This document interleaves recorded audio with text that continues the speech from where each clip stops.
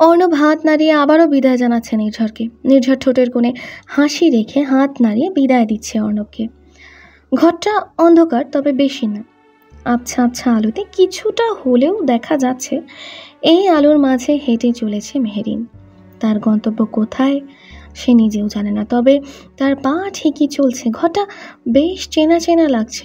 মেহেরিনের শরীর শিউরে উঠছে, ঘেমে একাকার, কিন্তু এখানে বেশ ঠান্ডা অনুভব করছে সে। অস্থিরতা বাড়ছে তার, ধীরে ধীরে সামনে এগিয়ে যাচ্ছে। মন চাইছে না সামনে যেতে, তবুও যাচ্ছে। সামনের একটা ঘর থেকে আলো এসে পড়েছে। এই আলোতেই ঘরের চারিদিক আলোকিত। মেহেরিন সেই ঘরের দিকে যতই এগিয়ে যাচ্ছে ততই তার ভয় হচ্ছে। কিছু একটা হতে চলেছে। শুকনো ঝোঁক গিলে ঘরের দিকে দাঁড়ালো সে। মাথা উঁচু করে সামনের দিকে তাকানোর সাহস হয়নি। অনেকটা সুন্দর ঘ্রাণ আসছে, বেলি ফুলের ঘ্রাণ। ঘ্রাণটা অনেক জোরালো, মনে হচ্ছে আশপাশ বেলি ফুলের গাছ আছে। মেহেরিন চোখ তুলে সামনে তাকাতেই চমকে উঠল। দুহাত দিয়ে আটকে ধরল মুখ। চেঁচাতে মন চাইছে, তবু পারছে না। চোখগুলো কেমন শক্ত হয়ে আছে। তার সামনে ফ্যানের সাথে ঝুলছে তার প্রিয় মানুষটি। মেহেরিনের উচিত শেষকে কান্না করা কিংবা তাকে গিয়ে জড়িয়ে ধরা, কিন্তু সে কিছুই করছে না। যেখানে আছে সেখানেই দাঁড়িয়ে আছে। নিঃশ্বাস বন্ধ করে যাচ্ছে, পুরো শরীর কাঁপছে তার। মনে হচ্ছে মৃত্যুর সামনে এসে দাঁড়িয়ে আছে। তার মৃত্যু আজ অনিবার্য, কিন্তু না, তাকে মরলে তো হবে না, তাকে বাঁচতে হবে। মেহেরিন মুখের হাত ছেড়ে দিয়ে ঘন ঘন শ্বাস নিচ্ছে। মনে হচ্ছে এইবার বেঁচে যাবে সে। পেছনে আগাতেই হুট করেই মেঝেতে পড়ে গেল সে। সামনে তাকিয়ে দেখে লাশটা চোখে খুলে তার দিকেই তাকিয়ে আছে। কি ভয়াবহ দৃশ্য! মেহেরিনকে দেখে সে হাসছে। এই ভয়াবহ দৃশ্য নিমেষেই উধাও হয়ে গেল। তার হাসিটা খুব সুন্দর, খুব সুন্দর মিষ্টি হাসি। মেহেরিন অভিভূত হয়ে দেখছে সেই হাসি। কতদিন পর আজ দেখল সেই হাসি, অনুরূপ অর্ণবের মতো হাসি, কিন্তু সেই হাসিও চলে গেল মুখ থেকে। মেহেরিনের শরীর আবারও শিউরে উঠল। কেন জানি মনে হচ্ছে লাশটা তার কাছেই আসছে। না না, চট করে বিছানা ছেড়ে উঠে গেল মেহেরিন। ঘন ঘন শ্বাস নিয়ে সামনে তাকালো। অ্যালার্ম বাজছে। মেহেরিন অ্যালার্ম ঘড়ির দিকে তাকিয়ে অ্যালার্ম বন্ধ করলো। ভোর হয়ে গেছে। পর্দার আড়াল থেকে মৃদু আলো এসে পড়ছে বিছানায়। গুটি সুটি মেরে অর্ণব শুয়ে আছে তার পাশে। মেহেরিন ঘেমে একাকার, বিছানা ছেড়ে নিচে নেমে দাঁড়ালো। খুব ভয়ঙ্কর স্বপ্ন দেখল সে। এমনটা আগেও হয়েছে। যতবার স্বপ্নটা দেখে ততবারই ভয়ে শিউরে ওঠে সে। কিন্তু এই তো তার প্রিয়জন, তাকে ভয় পাবার কি আছে? স্বপ্ন থেকে জাগলে মন চায় কেন তাকে একবার ছুঁয়ে দেখল না। কিন্তু ভয় তার কাছেই যাওয়া হয় তার। এরকমটা হবার কথা না। বেঁচে থাকাকালীন যাকে ছাড়া এক মুহূর্ত চলতে পারতো না, তার লাশকে দেখে মেহেরিনের তার গায়েও ঘেঁষতে চায় না। এই যে অন্যায়! এটা কি তার ভালোবাসা তার প্রতি? সকালের এই তিক্ততা মেহেরিনকে এতটা ঘাবড়ে দিতে পারেনি। মেহেরিন নিজেকে অনেকটা শান্ত করে ফেলেছে। ব্যালকনিতে দাঁড়িয়ে সুবিশাল আকাশের দিকে তাকিয়ে চোখ বন্ধ করে শ্বাস নিয়েছে। উপভোগ করেছে ভোরের আগমনকে। সব ক্লান্তি যেন নিমেষেই কেটে গেল। মেহেরিন এবার হাঁটতে হাঁটতে রুমে এলো। পর্দা সরাতেই আলো এসে পড়লো অর্ণবের মুখে। অর্ণবের চোখ মিনমিন করছে, তার মানে অর্ণব জেগে গেছে। তবুও চাদর দিয়ে মুখ ঢেকে উপাস হয়ে শুয়ে পড়ল সে। মেহেরিনের ঠোঁটের কোণে এবার হাসি ফুটল। সে খুব জোরে হেঁটে হেঁটে অর্ণবের বিছানার কাছে গেল। অর্ণব মেহেরিনের আসার আওয়াজ পেল। সে আরও গুটিসুটি হয়ে চোখ বন্ধ করে শুয়ে রইল। খানিকক্ষণ পার হবার পর মেহেরিনকে কিছু করতে না দেখে চাদরের নিচ থেকে উঁকি দিল মুখখানা। আশপাশ তাকিয়ে মেহেরিনকে দেখতে পেল না। তার ছোট মাথাতে এই রহস্য ঢুকলো না। উঠে বসে পড়ল সে। মাথা ঘুরিয়ে পাশে তাকিয়ে দেখে তার বিছানার পাশে মেহেরিন বসে আছে। তার দিকে তাকাতেই মেহেরিন তাকে চমকে দেবার জন্য বলে উঠল, ভাও। বেচারা অর্ণব চমকে উঠল, ধপাস করে শুয়ে পড়ল বিছানায়। মেহেরিন বিছানায় উঠে অর্ণবকে নিজের কোলে তুলে নিল। অর্ণব দুই বাহু দ্বারা মুখটা ঢেকে নিল।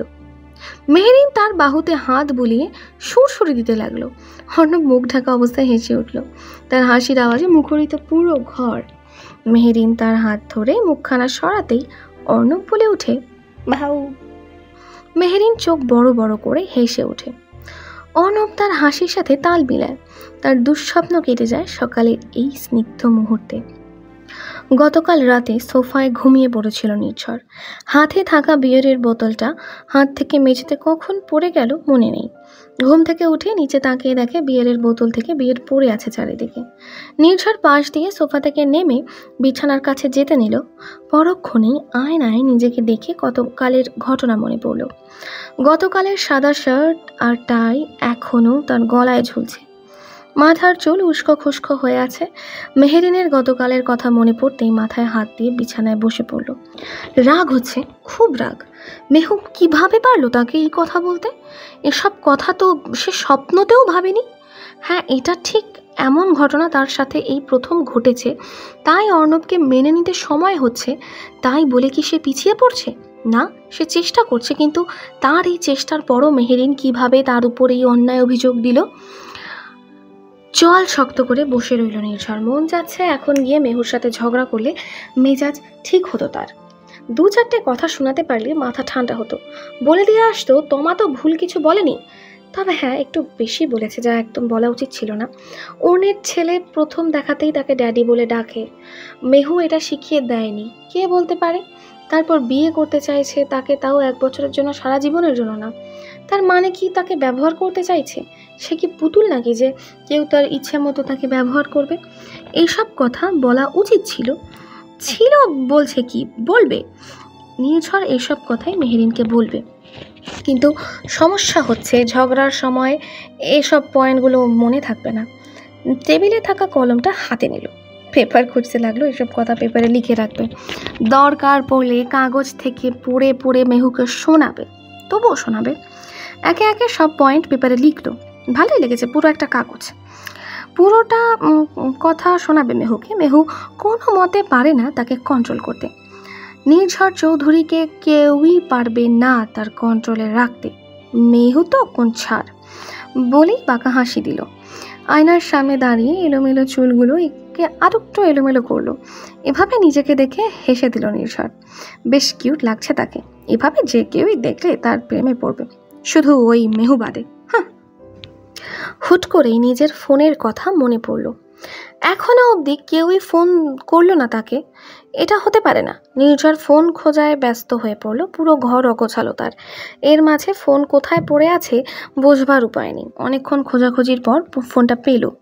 ফোনের স্ক্রিনে 150টা মিসড কল, কিছু কল কথার আর বাকিটা তমার। ফোনটা এবার বেজে উঠলে নির্ঝর তা ধরলো। তমার কল। ফোন কানে দিতেই ওপাশ থেকে তমা বলল, অবশেষে ধরলে? সাইলেন্ট ছিল তাই খেয়াল করিনি। কি হয়েছে? জিজ্ঞেস করছো কি হয়েছে? গতকালের ঘটনা সব ভুলে গেলে? তমার কথায় নির্ঝর ঠোঁট কামড়ে ধরল। গতকালের তমার সব কথাই মনে আছে। তমার উপরেও তার রাগ আছে, থাকবে নাই বা কেন? একটা বাচ্চার সাথে এমনভাবে কথা বলে কি? অর্ণব এভাবেই মানসিকভাবে সুস্থ না, তারপর তমার এইসব কথা। অর্ণব নিশ্চিত অনেকটা কষ্ট পেয়েছে। নির্ঝর তবুও কিছুই বলল না। ওপাশ থেকে তমা বলে ওঠে, কথা বলছো না কেন? তুমি গতকালও এভাবে চুপ ছিলে, কিছুই বলনি। তোমার হবু বউ এতগুলো কথা শোনালো আমায়, আর তুমি? নির্ঝর শান্ত গলায় বলে ওঠে, আমি কিছু বলিনি। এটা তোমার জন্য ভালোই হয়েছে, নাহলে পরের বার নিজের মুখ তুমি দেখাতে পারতে না। নির্ঝর?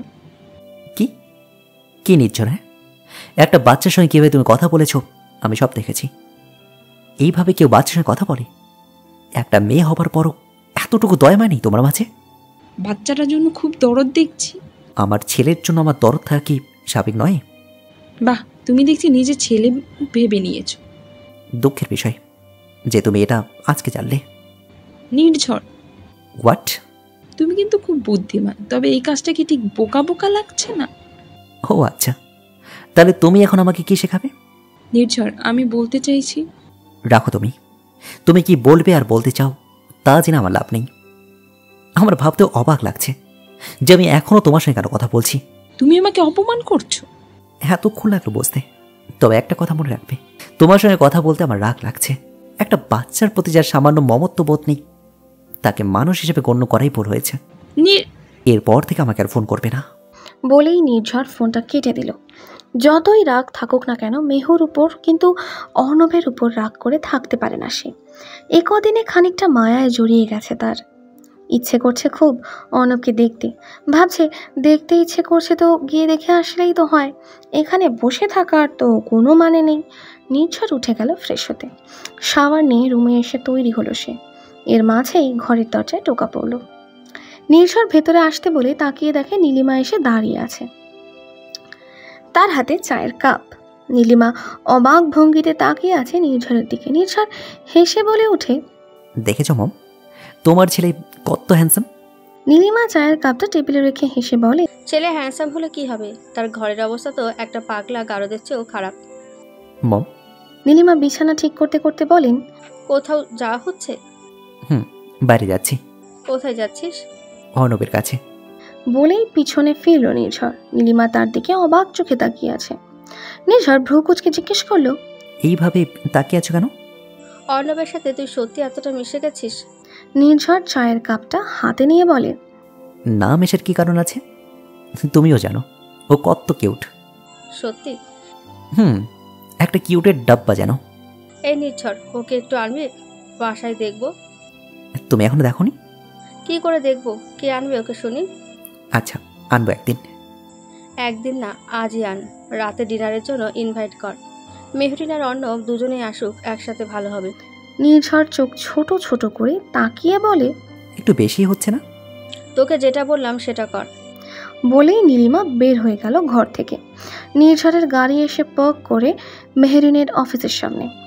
আজকে তার মুড মারাত্মক, যেভাবেই হোক মেহরিনের সাথে ঝগড়া করবেই। তাকে কথা না শোনালে রাতে তার শান্তিতে ঘুম হবেই না, কথা শোনাবেই।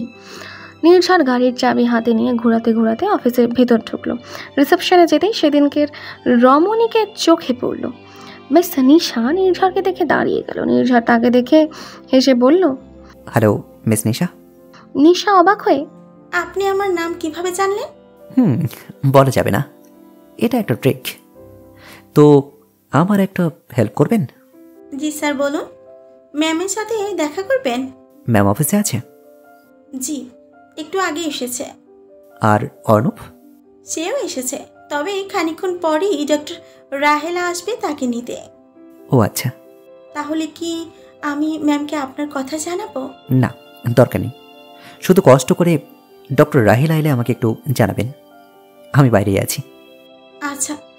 অতঃপর নির্ঝর আবারও বাইরে এলো। গাড়ির ভেতর বসে ডক্টর রাহেলার আসার অপেক্ষা করতে লাগলো। নির্ঝরের মাথায় কিছু একটা ঘুরছিল, সে কিছু একটা করার কথা ভাবছিল, আর তা হলো মেহরিনকে নাস্তা না। রাহেলা গাড়ি থেকে নেমে ভেতরে প্রবেশ করলেন, কিন্তু তখন নির্ঝরের চোখ সেদিকে গেল না, কারণ তখন তার মন ফোনের দিকে ছিল। হুট করেই গাড়ির কাছে টোকা দিল কেউ। নির্ঝর তাকিয়ে দেখে মিস নিশা। নির্ঝর হেসে গাড়ির কাঁচ নামিয়ে বলে, মিস নিশা। জি স্যার। নির্ঝর গাড়ি থেকে নেমে বলে, ডক্টর রাহিলা এসেছেন? জি, খানিকক্ষণ আগেই। এখনই বের হবেন? Thank you. It's okay sir, এটা আমার দায়িত্ব। মিস নিশা। জি sir. You are looking so gorgeous.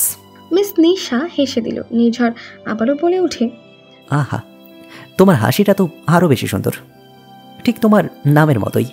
Miss নিশা লজ্জায় মাথা নিচু করে ফেলে, কিন্তু নির্ঝরের ফ্লার্ট করা যেন থামেই না। হুট করেই কোনো ডাকে নির্ঝর চুপ হয়ে যায়। সামনে তাকিয়ে দেখে অর্ণব আসছে। তাকে দেখে দৌড়ে দৌড়ে তার কাছে আসছে। ড্যাডি। নির্ঝর হেসে অর্ণবকে কোলে তুলে বলে, অর্ণব শোনা। নিশা আর অর্ণব দুজনেই তাকিয়ে দেখে ডক্টর রাহেলা আসছেন।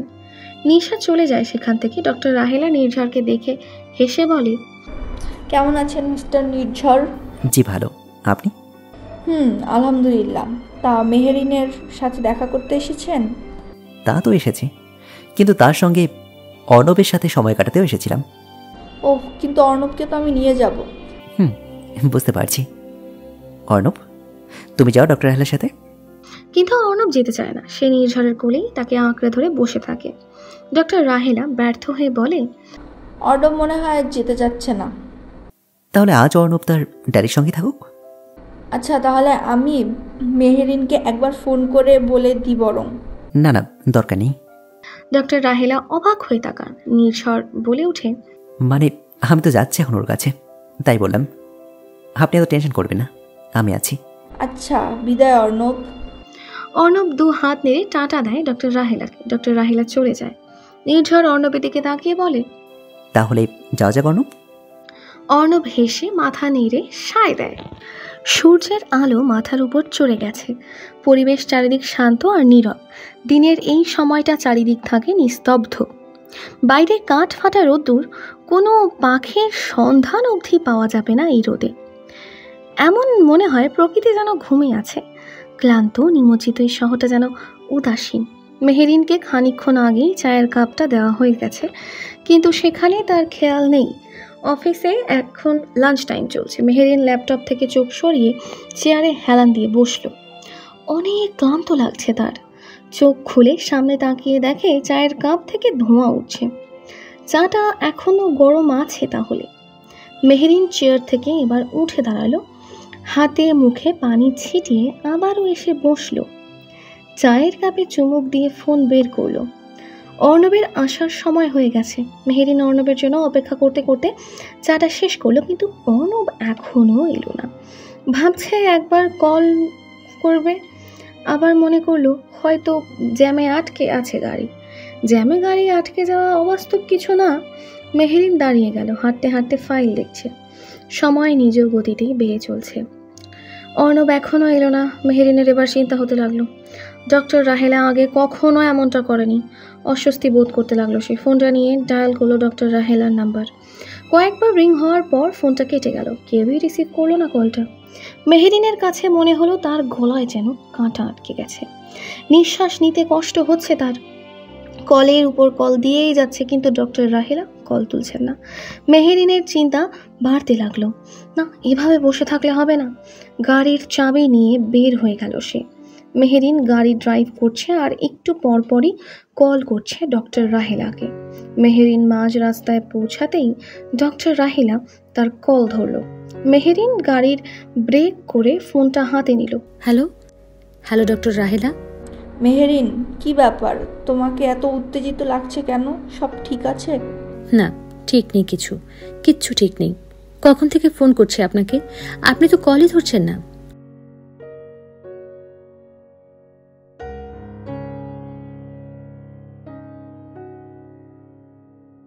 আসলে ফোনটা এখানে রেখে একটু বাইরে গিয়েছিলাম, কিন্তু হয়েছেটা কি সেটা বলো। অর্ণব ঠিক আছে তো?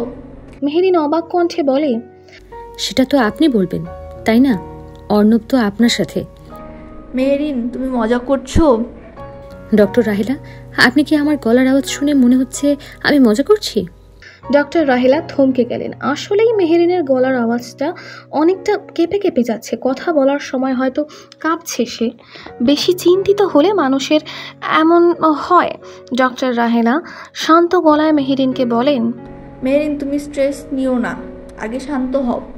আপনি অর্ণবকে ফোন দিন, ওর সাথে কথা বলবো।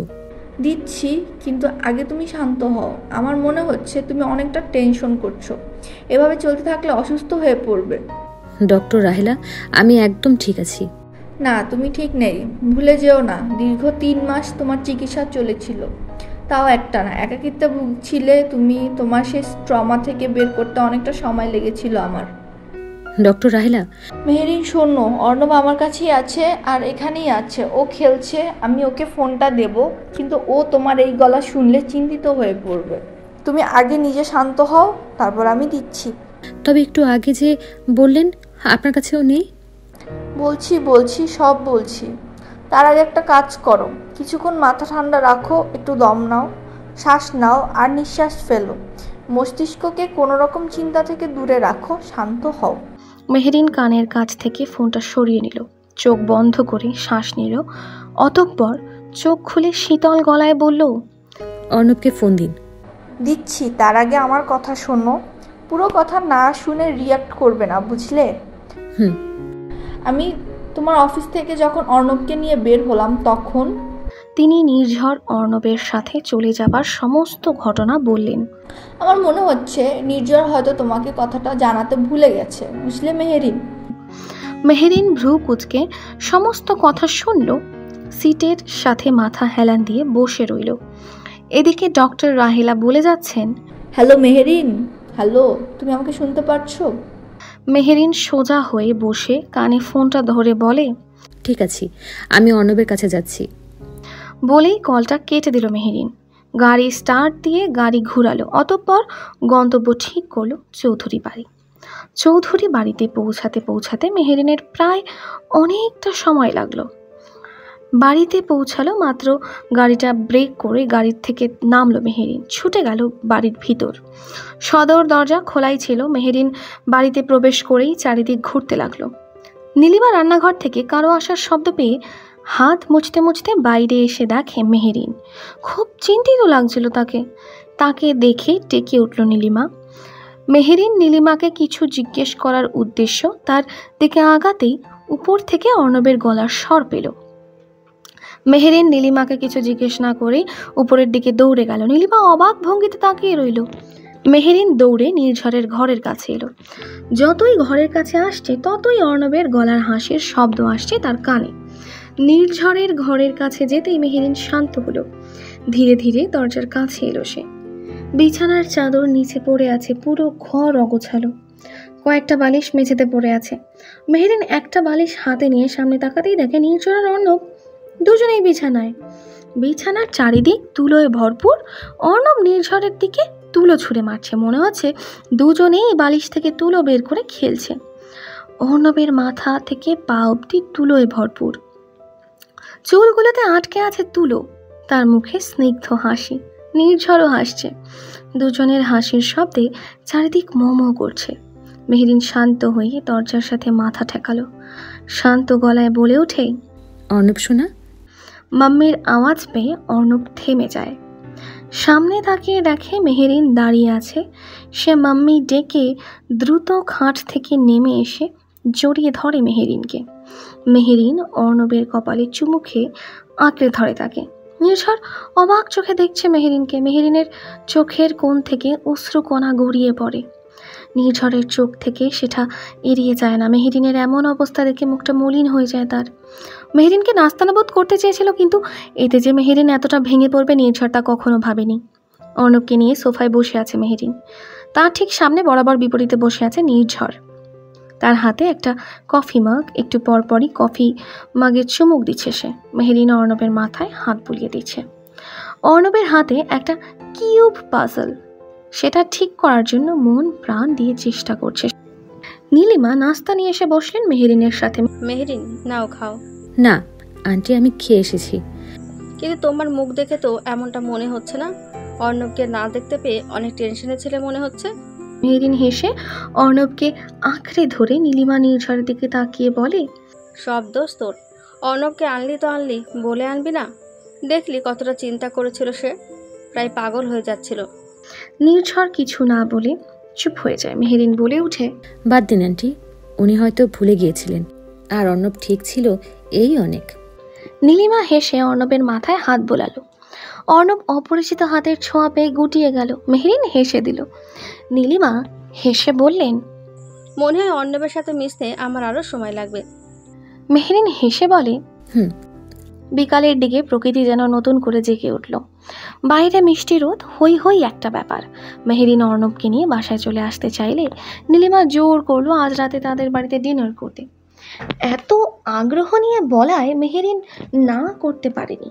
নির্ঝরের পাশে রুমের মেহেরিন আর অর্ণবের থাকার ব্যবস্থা করা হয়েছে। অর্ণবকে নিয়ে বিকেলবেলা বের হলো মেহেরিন। খুব কাছেই একটা পার্ক আছে, সেখানে অর্ণবকে নিয়ে কিছুক্ষণ কাটাতে চায় সে, কিন্তু পার্কে এসে অন্য বাচ্চাদের মতো খেলতে চায় না সে। এত সবাইকে একসাথে দেখে ঘাবড়ে যায়। ছোট দুটো হাত আঁকড়ে ধরে মেহেরিনকে। মেহেরিন হেসে অর্ণবের গাল টেনে বলে, আমার অর্ণব কাউকে ভয় পায় নাকি? মাম্মি আছে না সাথে, চলো মাম্মি আর অর্ণব একসাথে খেলবে। খেলবে তো?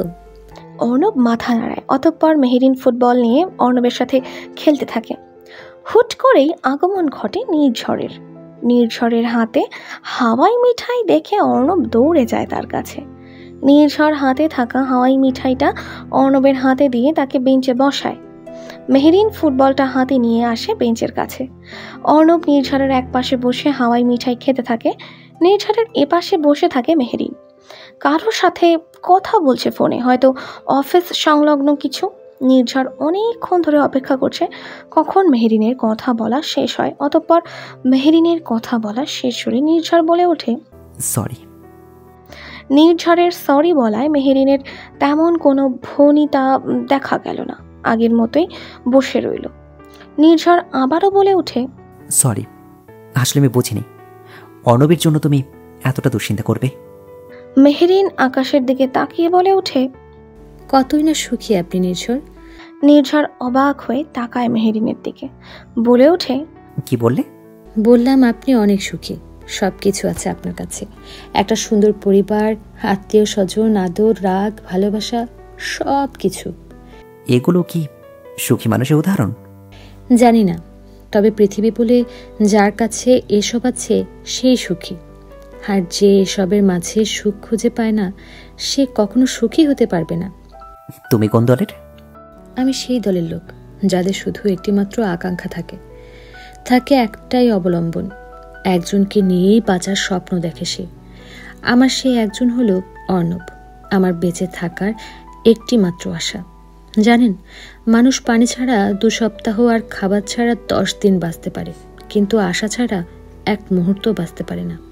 যতদিন একটা মানুষের আশা থাকে ততদিনই সে বাঁচতে পারে।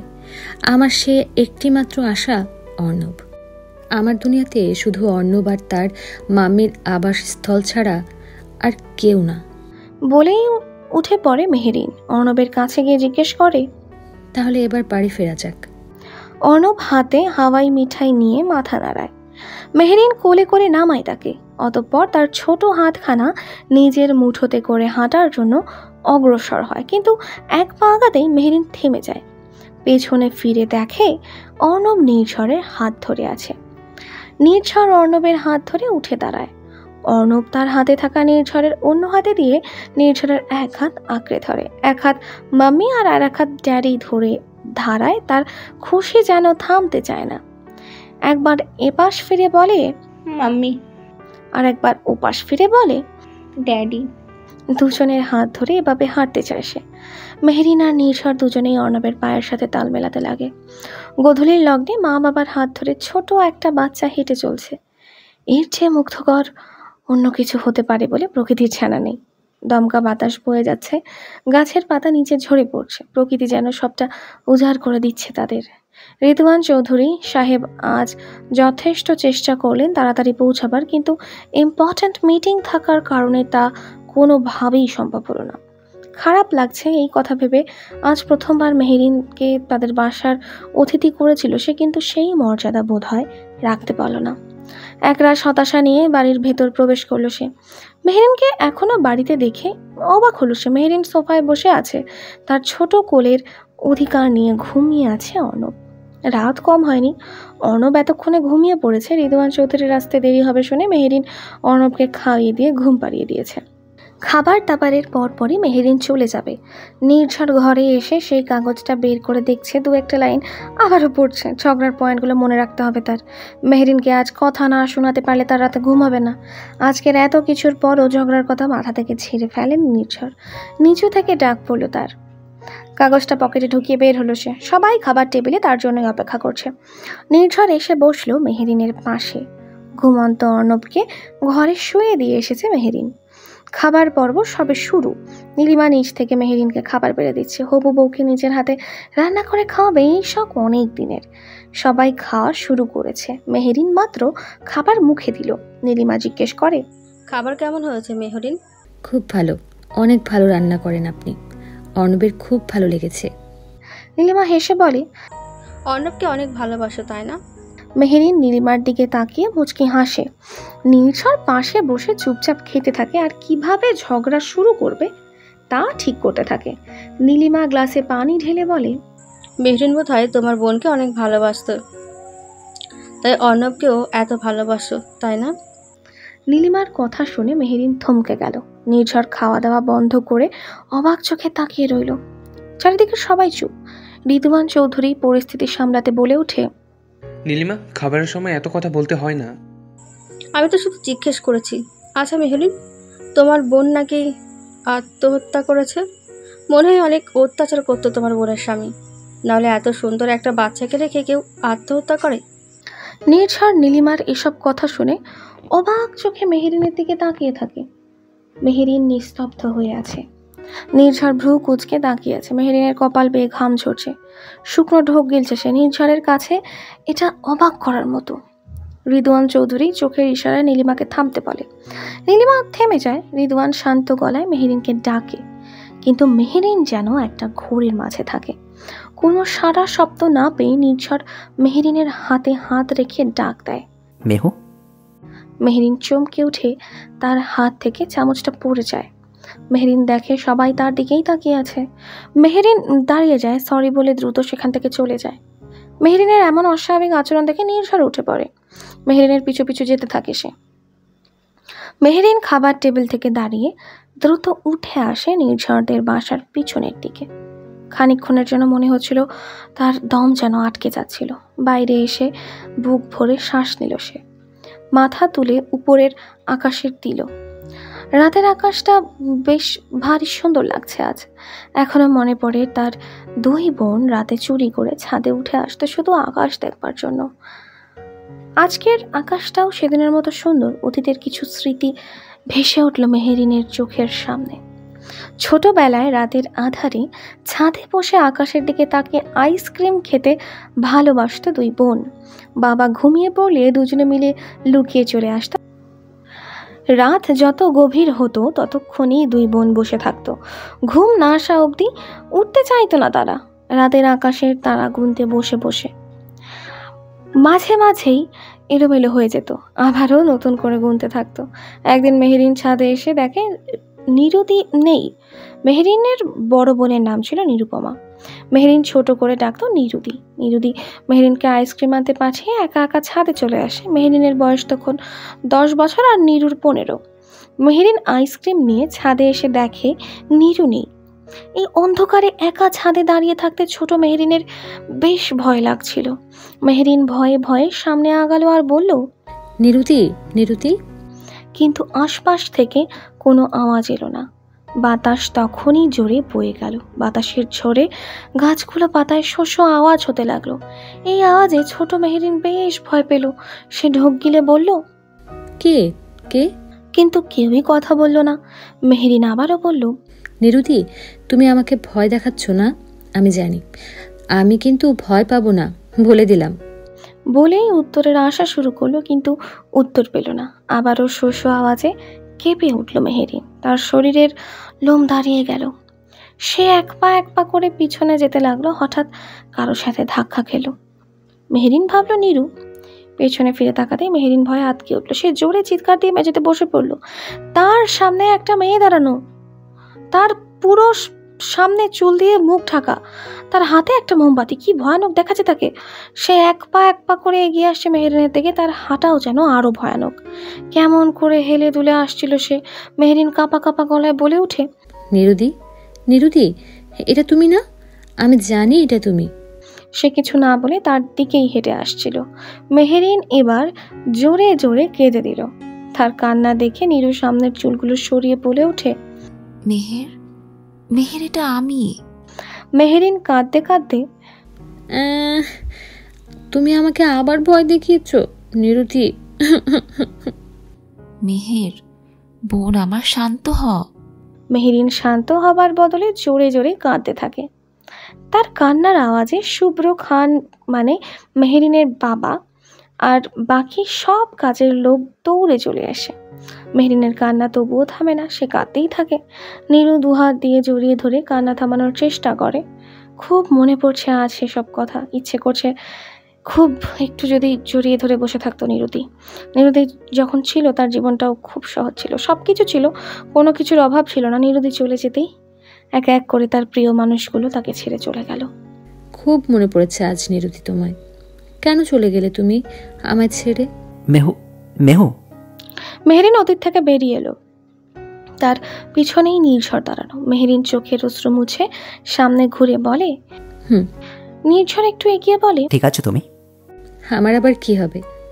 না, এইভাবে উঠে এলে যে। শরীর ঠিক আছে তোমার? ঠিক আছে, শুধু একটু দম বন্ধ হয়ে আসছিল তাই। এখন কি তবে ঠিক আছো? বেশ আছি। বলেই মেহেরিন হেসে দিল। অন্ধকারের মাঝে ক্ষুদ্র আলোর রশ্মি দিয়ে মেহেরিনের হাসি মাখা মুখটা দেখতে পেল নির্ঝর। মেহেরিন এবার নির্ঝরের পাশ কাটিয়ে চলে যেতে নিল। নির্ঝর তখনই বলে উঠে, অর্ণব তাহলে তোমার ছেলে না? মেহেরিন দাঁড়িয়ে গেল, উষ্ণ গলায় বলে উঠে, অর্ণব আমার ছেলে নির্ঝর। তোমার বোনের ছেলে হলেও আমার কোনো সমস্যা নেই, কিন্তু তুমি মিথ্যে কেন বলছো? মেহেরিন নির্ঝরের দিকে ফিরে বলে উঠে, অর্ণব মেহেরিন বর্ষা খানের ছেলে, এটাই তার একমাত্র পরিচয়। সেই পরিচয় তুমি টাকা জোরে বানাতেই পারো। মেহেরিন কিছু না বলে মুখ ঘুরিয়ে নিল। নির্ঝর দীর্ঘশ্বাস ফেলে বলে ওঠে, তুমি এত উত্তেজিত কেন হচ্ছ মেহেরিন? কেউ তো তোমার থেকে অর্ণবকে কেড়ে নিচ্ছে না। অর্ণবকে কেড়ে নেবে? কে নেবে? কেন নেবে? নির্ঝর বুঝতে পারছে মেহেরিন এখন একদমই সেই অবস্থায় নেই যাতে তাকে কিছু জিজ্ঞেস করা যায়। নির্ঝর আর জোর করলো না, বলে ওঠে, কেউ না, এভাবেই বলছি, চলো খেতে যাবে। নির্ঝরের কথায় মেহেরিন শান্ত হলো। সে শীতল গলায় বলে ওঠে, আমার খাওয়া হয়ে গেছে, আমি এখন চলে যাব। কিন্তু মেহু। মেহেরিন এবারও পুরো কথা শুনল না, হন হন করে হেঁটে চলে গেল। অর্ণবকে কোলে নিয়ে বের হয়ে গেল। নীলিমা আর রিদওয়ান চৌধুরী মেহেরিনের অপেক্ষা করছিল। তাকে দেখে দুজনেই দাঁড়িয়ে গেল। মেহেরিন তাদের দিকে তাকিয়ে বলল, রাতের খাবারের জন্য ধন্যবাদ, আমরা আজ আসছি, অনেক রাত হয়ে গেছে। বলেই বের হয়ে গেল সেখান থেকে। নীলিমা কিছু জিজ্ঞেস করতে গিয়েও জিজ্ঞেস করলো না, কিছুটা হতাশা কাজ করলো তার মাঝে। নির্ঝর হন হন করে হেঁটে তার ড্যাডির ঘরে বসলো। রিদওয়ান চৌধুরী একবার নির্ঝরের দিকে তাকিয়ে নিজের কাজে মনোযোগ দিলেন। নির্ঝর খানিকটা বসে থাকার পরেও ড্যাডির মনোযোগ না পাওয়ায় হালকা কাশলো, কিন্তু তাও কিছু হলো না। সে উঠে এবার পায়চারি করতে লাগলো। তার মাঝে অস্থিরতা কাজ করছে, সবটা জানা চাই তার। কি হয়েছিল মেহেরিনের বোনের সাথে? কেনই বা সে আত্মহত্যা করলো? রুমে তখন প্রবেশ ঘটল নীলিমার। নির্ঝরকে এভাবে পায়চারি করতে দেখে নীলিমা বলে ওঠে, কি হয়েছে তোর? আমার কি হবে? হয়েছে তো তোমাদের। নিজের ছেলের থেকে এত বড় সত্যিটা কিভাবে লুকে রাখলে তোমরা দুজন? কি সত্যি? আবার জিজ্ঞেস করছো? অর্ণব যে মেহেরিনের ছেলে না, এই কথাটা কি একবার জানার প্রয়োজন মনে করনি আমায়? অর্ণবকে তুই ভালোবাসিস, আদরও করিস, এরপর আবার কি? এই কথা না জানলে কি হতো? ড্যাড, তুমি তো এবার কিছু বলবে? রিদওয়ান ফাইলের থেকে চোখ সরিয়ে নির্ঝরের দিকে তাকিয়ে বলে, কি বলবো? নির্ঝর এসে রিদওয়ানের কাছে বসে বলে, সবটা বলো, আমার সবটা জানা চাই। কি জানতে চাস তুই? এটাই, যে মেহেরিনের বড় বোনকে, অর্ণব কার ছেলে, কেনই বা তার বোন আত্মহত্যা করলো? আমি সবটা জানি না। যতটুকু জানো ততটুকু বলো। রিদওয়ান চৌধুরী ফাইল বন্ধ করে ছেলের দিকে ঘুরলেন। নীলিমা সোফায় বসে অধীর আগ্রহে তাকিয়ে আছে রিদওয়ান চৌধুরীর দিকে। এখানে নির্ঝরের আগ্রহ সবচেয়ে বেশি। রিদওয়ান চৌধুরী বলে ওঠেন, মেহেরিনের জন্মের সময় তার মা বাবা মারা যায়। শুভ্র খানের বড় মেয়ে নিরুপমার তখন বয়স 5 বছর হবে। শুভ্র খান এই 2 মেয়ের দায়িত্ব নিজে হাতেই নিলেন। দ্বিতীয় বিয়ে করলেন না, 2 মেয়ের দিকে তাকিয়ে খুব আদরে মানুষ করলেন তাদের।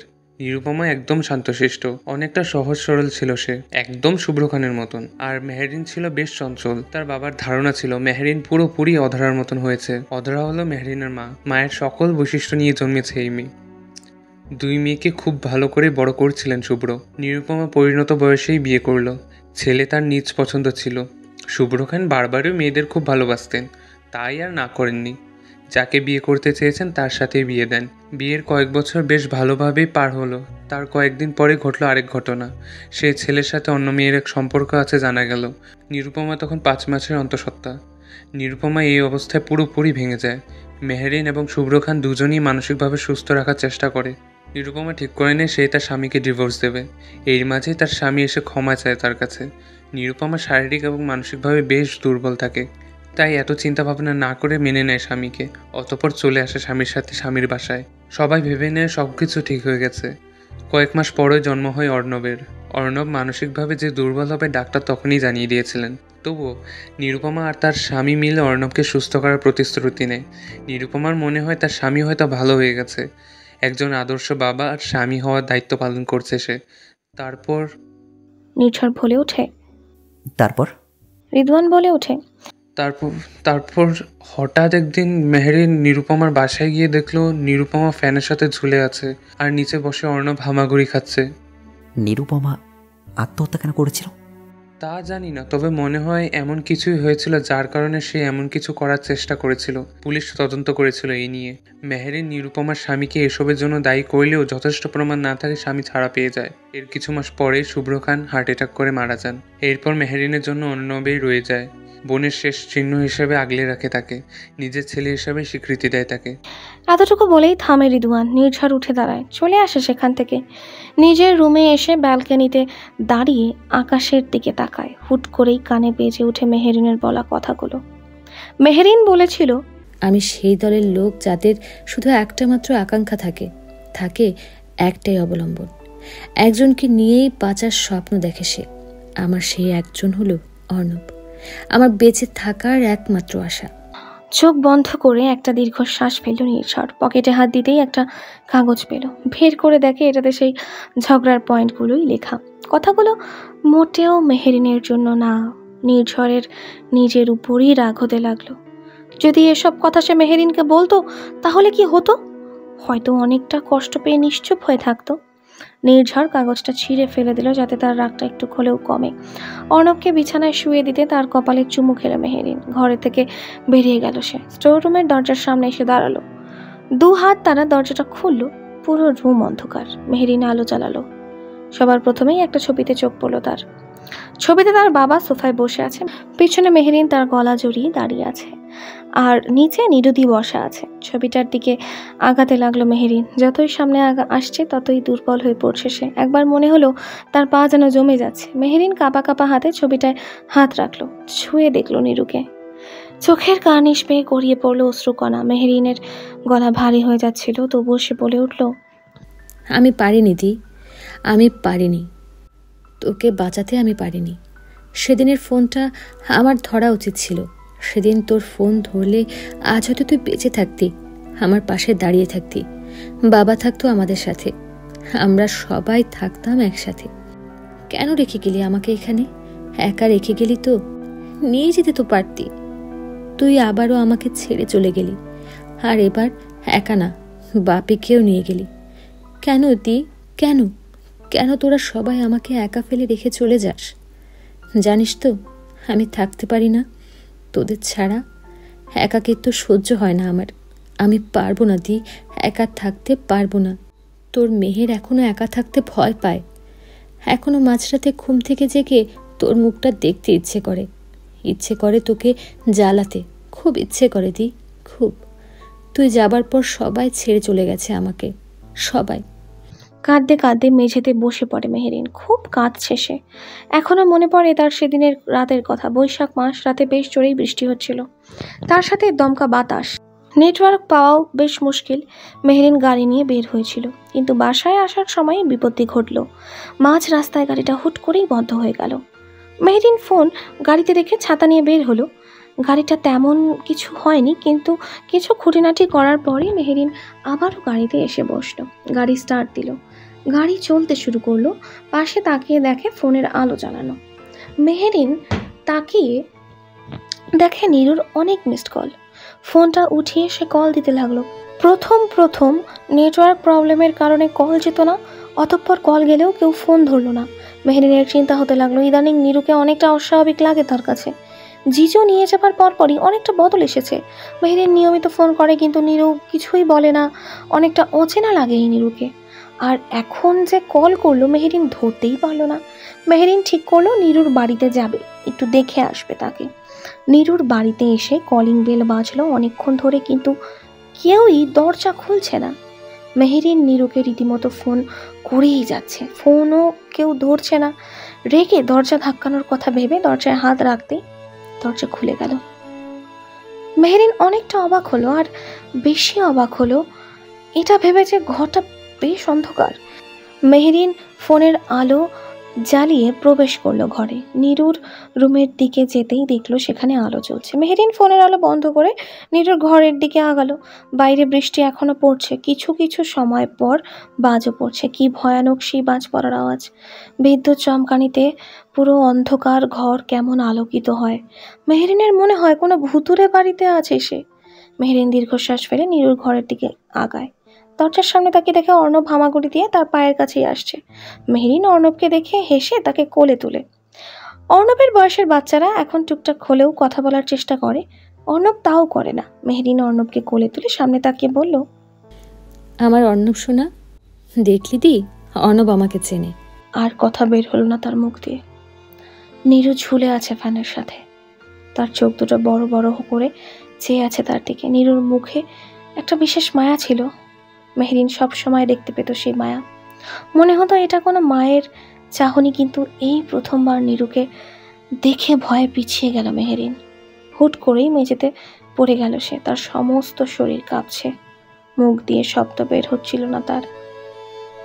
অনেক চেষ্টা করে জোরে চিৎকার করে বলল, নিরুতি। সাথে সাথেই বিদ্যুৎ চমকালো। হুট করেই চোখ মেলল মেহেরিন। কেউ তাকে নরম স্বরে ডাকছে। মেহেরিন সামনে তাকালো, কিছুই দেখা যাচ্ছে না, সব ঝাপসা। চোখ ঢুলে সামনে তাকালো সে। কানে এসে বাজলো একটা শব্দ, মেহের।